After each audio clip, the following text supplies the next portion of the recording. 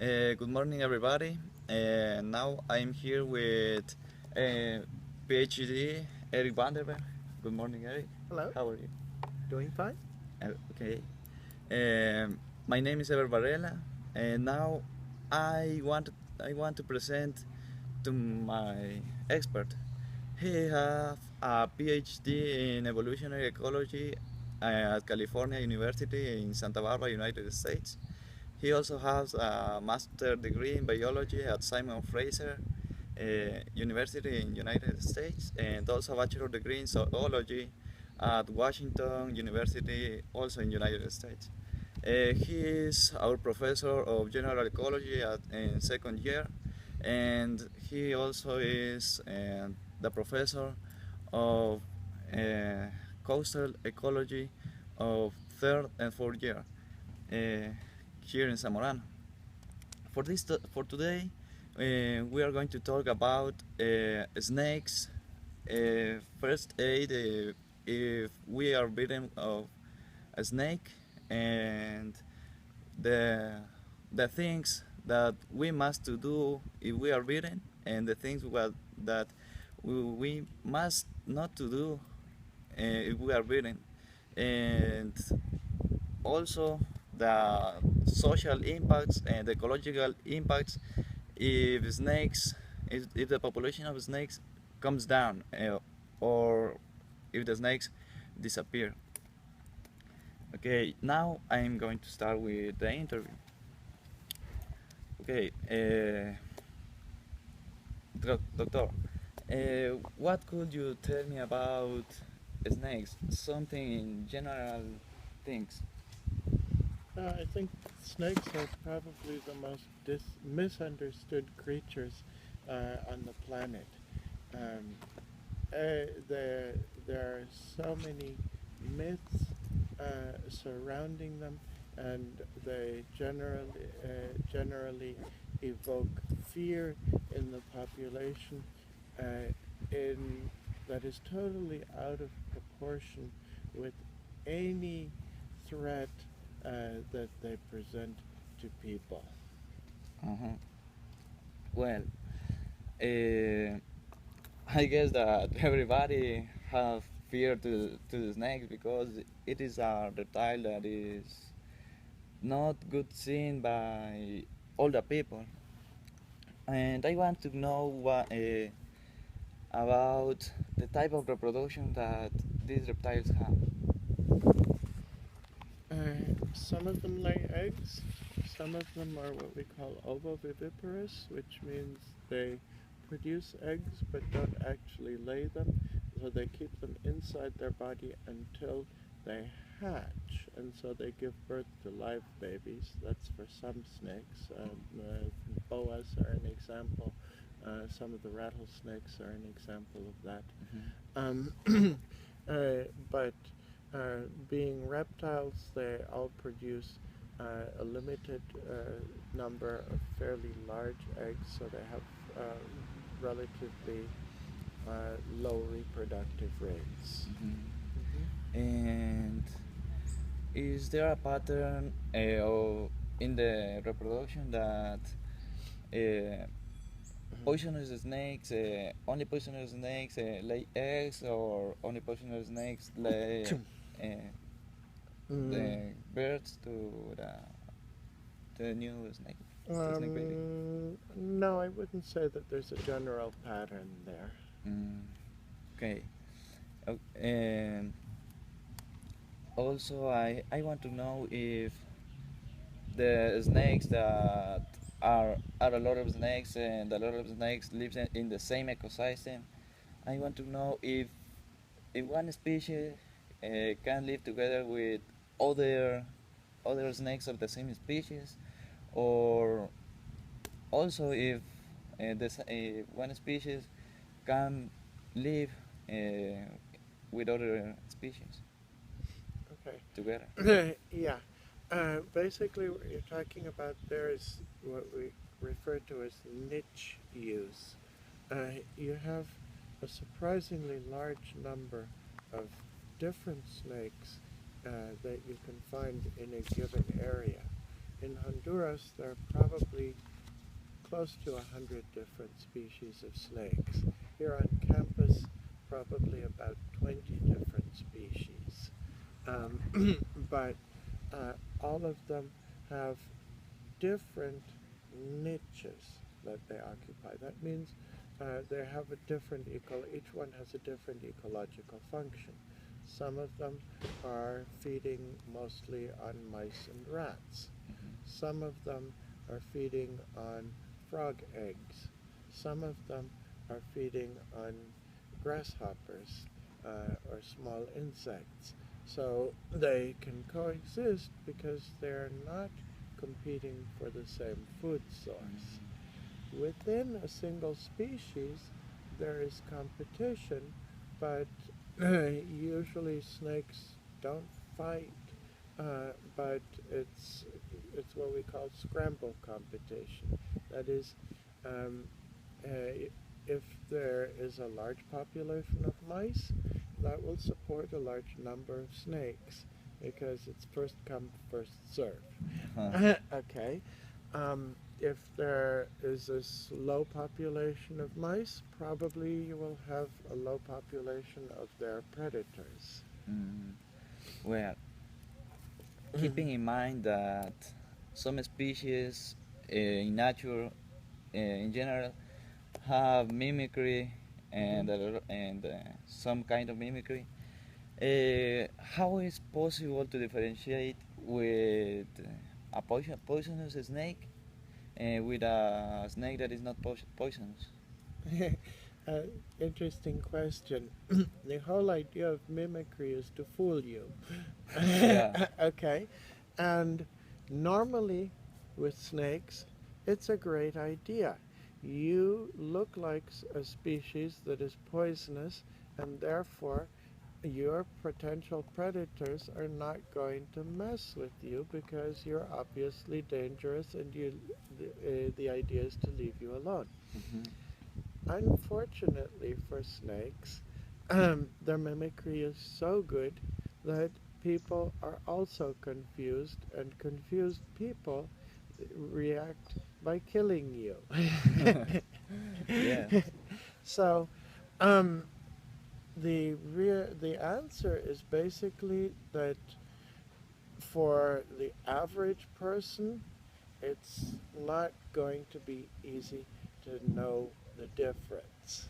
I The he. good news for the average Uh-huh. person is snakes don't attack people, people attack snakes. Uh-huh. So if you don't attack the snake, it's not going to be forced to bite you to try to defend itself. It will not initiate the attack. So if you see a snake, you don't know if it's poisonous or not, leave it alone, back off. Uh-huh. I heard of some friends or uh, of some people who had some experience on the snakes that we can differentiate a snake poisonous from not if they are in the color, in the shine, because a non-poisonous snake is do not have a lot of shine as a poisonous snake. Shine? What do you mean by Shine shine? more clear colors, colors that are more light for Brighter colors? yeah brighter colors. That. No, no, not true. Brighter colors, bright in the animal kingdom in general. It's true that brighter colors are usually associated with warnings Mhm. that something is dangerous, but that's where the mimicry is so good because many harmless snakes have also adopted or evolved the same colors. Okay. And is there a pattern in the snakes where are more active if they are more active in day or at night? Most snakes are nocturnal. More you find more of them at night. Um, Possibly for the same reason that you find more mammals active at night, because people are less active at night. Mm. Their major threat is people. Oh. And uh, I guess that you also have seen in some countries that people have snakes as a pet. Hmm. And do you think that it is uh, if it is a problem for us, or we are on risk of being bitten, of being attacked by the snake or our pet? Like I say, snakes only attack or bite if they feel threatened. Uh-huh. Um, if you know how to handle snakes, um, the danger is not very great. Um, it is, of course, better if you don't have poisonous species as pets. Uh, if you do have poisonous species as pets, then there's always danger. It's basically like you may have a pet cat or a pet dog, and it's well behaved most of the time, but if you make one wrong move, uh, then it can bite you or it can scratch you. And the same thing with the snake. It may be fine most of the time, but you never know when something might happen that makes it alarmed. Might be noise, might be movement, might be that it gets squeezed by accident, Mm-hmm. and then it will do what it needs, what it will do instinctively. Ah, okay. And as you say that at the beginning of the interview, um, people usually looks to a snake like a danger, and Hmm. and people fear and feels fear. I think that people try to kill the snakes by fear because they don't wanna see snakes on their land or in whatever place. And what uh, and by that reason, snakes that are attacking to humans because humans are attacking there Okay, and snakes are not attacking humans. by beating. Attacking implies that the snake is making the first move. The Mhm. snake will bite in defense. Yeah. Okay, it's not an offensive move; it's a defensive move. Okay, uh, so most reactions of people to snakes are because they have been taught since they were little kids that snakes are dangerous, spiders are dangerous, all of these animals are dangerous, Uh-huh. and they uh, we don't teach children that dogs are dangerous, that cats are dangerous. We teach them that look at the nice doggy, go pet it. It's a nice animal, and well, there are a few of them that might bite you, but people do not have the same fear of dogs as they have of snakes. Mhm. Which do you think kills more people each year? um, I don't know. Possible dogs. Dogs. Dogs kill more people, but yet you don't see a dog walking down the street and you go like you're afraid for your life. Okay? You look at the dog, its tail is wagging, it's happy, it's not going to attack you. Okay? You look at a snake, if you understand snakes, you can tell if that snake is moving along and happy Uh-huh. or if it's coiled and ready to bite. Okay? Yeah. Um, one is a threat, the other is not.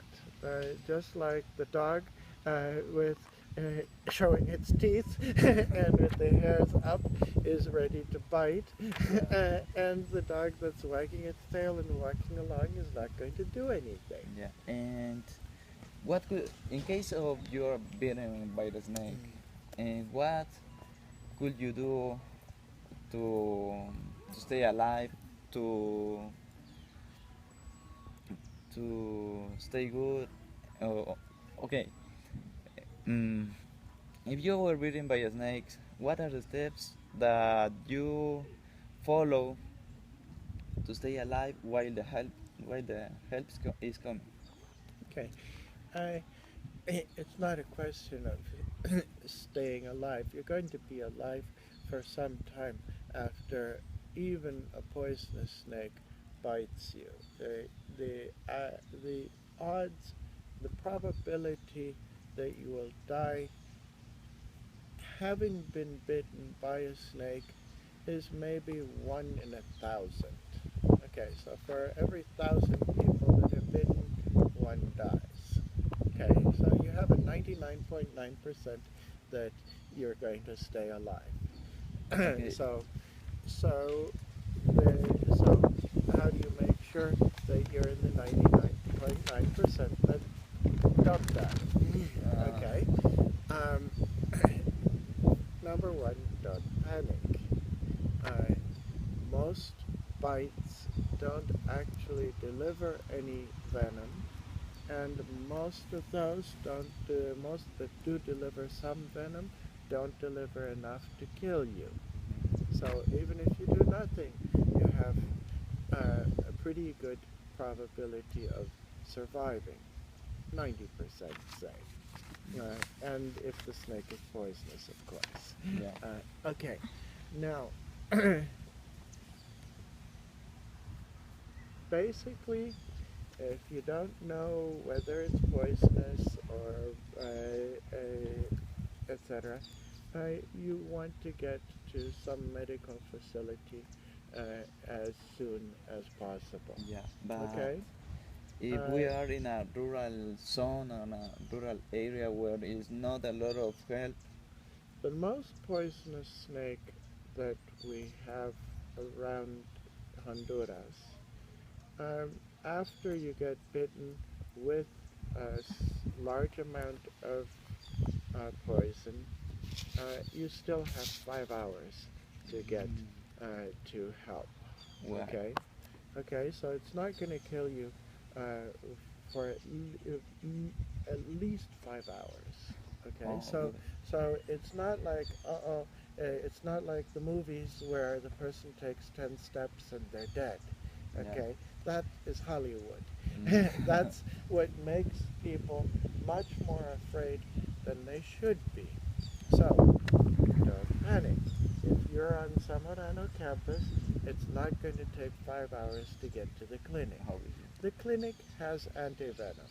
So Ah, it's not like you have to get to Tegucigalpa, which would be another hour, but still, you'd still have 3 more hours. Okay? okay, But let's say you're in a really remote area. Okay? It's going to take you one full day to travel to where there's help. yeah, Okay? and having So experience on this matter, you wouldn't run of anecdotes and tell us which of them are the ones you can't take out of your mind. which Okay,